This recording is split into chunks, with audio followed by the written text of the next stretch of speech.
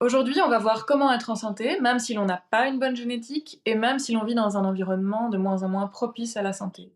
Mon intention avec cette vidéo, c'est de te donner un maximum de pistes à explorer, parfois sous un angle nouveau, pour réellement préserver ta santé, simplement au quotidien. Depuis quelques années, je consacre ma vie à l'étude des conditions qui permettent au corps humain d'être en santé.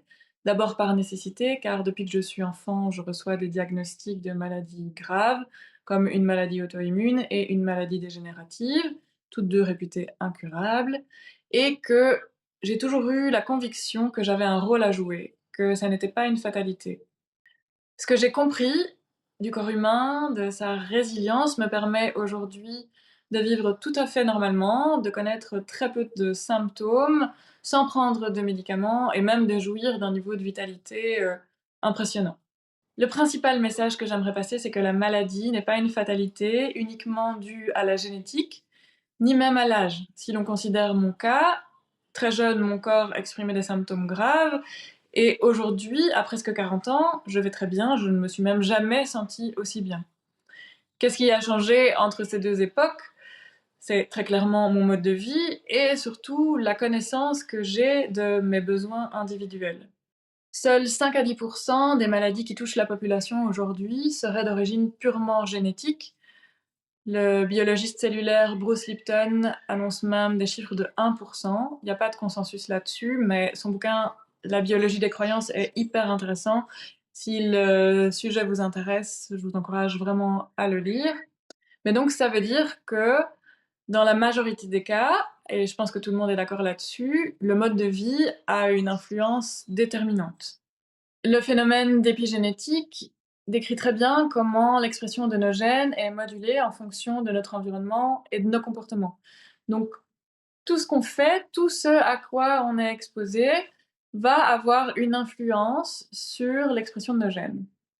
Parmi la multitude de facteurs que cela représente, il y en a vis-à-vis desquels on n'a pas de contrôle, comme la qualité de l'air que l'on respire ou les produits toujours plus fous qui sont étendus sur nos champs. Je te propose plutôt de te focaliser sur tout ce sur quoi tu as des leviers d'action et tout ce sur quoi tu as le choix. Ça représente, ce que tu manges, le niveau de stress chronique auquel tu es exposé, ta capacité à le gérer, la qualité de ton sommeil, la qualité de tes relations, ce que tu te mets sur la peau, les produits d'entretien que tu utilises. Bref, il y a, une foule de choses que l'on peut faire sans basculer non plus dans le contrôle total et la parano, hein. Et quand tout ce que l'on entreprend ne marche pas, je pense qu'il y a là encore, 2 angles, peut-être un peu différents à envisager.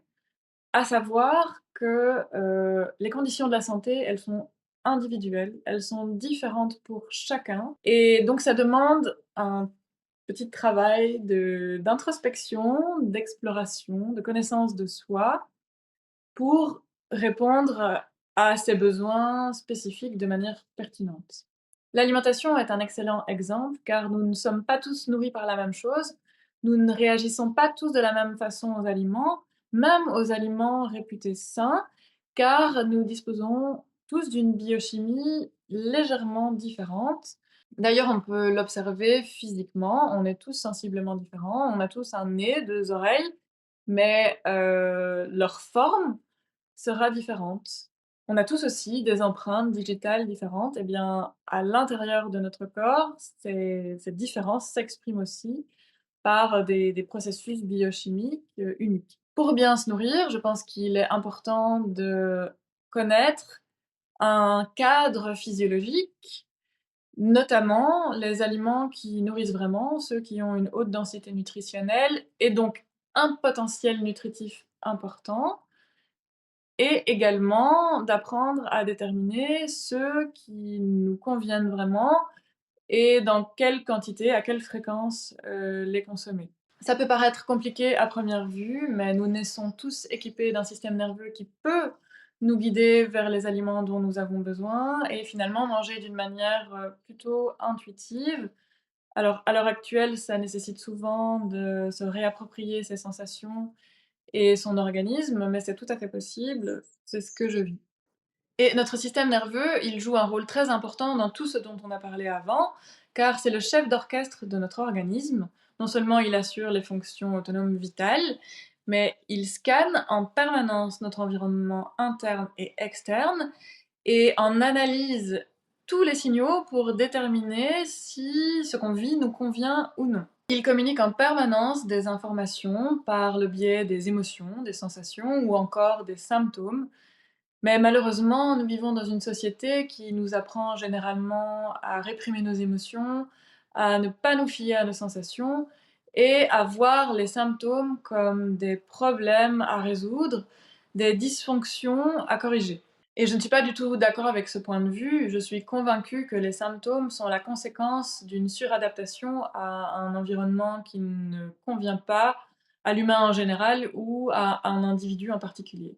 Maintenant, notre système nerveux, il peut être débordé ou dérégulé, comme on entend souvent aujourd'hui, et apprendre à le soutenir peut être une démarche déterminante quand on cherche à améliorer son niveau de bien-être. Comme je le disais plus tôt, notre système nerveux, il fait le lien entre notre environnement interne et externe. Il est en quelque sorte un traducteur et pour ce faire, il scanne et analyse en permanence tous les signaux environnementaux auxquels on est exposé. Donc ces fameux signaux qui permettent la modulation d'expression des gènes selon le phénomène d'épigénétique. Les signaux environnementaux, qu'ils soient externes ou internes, ils peuvent soit être compatibles avec les besoins de notre organisme, son fonctionnement normal. Ils seront alors vus comme des signaux de sécurité par le système nerveux qui maintiendra une physiologie de croissance propice à la digestion, la détoxination et la régénération. Par contre, si les signaux sont incompatibles avec nos besoins, qu'ils sont vus comme des signaux de danger par le système nerveux, que ce soit un signal de danger intense ou une accumulation de signaux, celui-ci va alors induire une physiologie de défense, donc orientée vers la réponse à un danger, qu'il soit réel ou perçu. Et dans cet état, la digestion est inhibée, les processus de régénération aussi, et les gènes qui seront activés seront ceux d'une réponse de survie, d'une réponse de stress. Alors, cette réponse de stress, elle n'est pas nocive en elle-même, elle le devient lorsqu'elle est chronique, que la physiologie qui est maintenue la plupart du temps est la physiologie de défense, qui, comme je le disais, ne laisse pas vraiment de place à une digestion complète, ni à la détoxination, ni à une régénération efficace, enfin intègre et complète.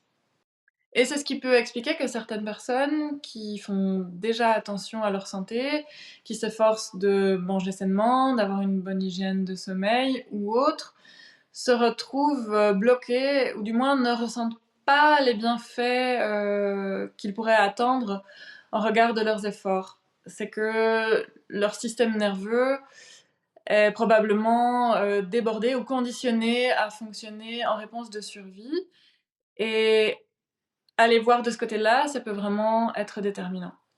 Soutenir son système nerveux, c'est principalement lui redonner de l'espace, de la marge de manœuvre pour traiter tout ce qu'il a à traiter dans de bonnes conditions. Ça peut commencer par ne pas consommer des choses qui l'activent inutilement, qui lui donnent du travail supplémentaire. Et pour ce faire, on a plein de leviers d'action, tout ce qui influence l'expression de nos gènes, comme l'alimentation, la régulation de nos émotions, la qualité de nos relations, ce qu'on met sur notre peau, les produits d'entretien qu'on utilise, et j'en passe. Et c'est une démarche qui peut demander de la patience ou pas. Il n'y a pas de règle, mais dans le domaine de la régulation du système nerveux, on parle souvent de titration, donc d'y aller goutte par goutte, jusqu'au moment où on aura un changement qui sera réellement significatif. C'est un mécanisme circulaire, donc je pense que c'est bien de travailler à la fois sur ses habitudes, dans la bienveillance, et aussi sur la conscience de son corps et la régulation du système nerveux pour voir de vrais résultats et réellement soutenir sa santé. Si ce que j'ai abordé te parle, que tu y vois une perspective d'évolution pour toi, mais que tu ne veux plus cheminer seul, que tu veux être accompagné dans l'identification de tes besoins uniques et comment les combler, Je propose divers accompagnements, notamment autour de la nutrition et de la régulation du système nerveux. N'hésite pas à consulter mon site www.comomi.be. Il y a toutes les infos ou n'hésite pas non plus à me contacter directement par téléphone ou par message. Je serai ravie de répondre à tes questions. J'espère que cette vidéo a été utile et merci beaucoup d'avoir regardé jusqu'ici. À bientôt.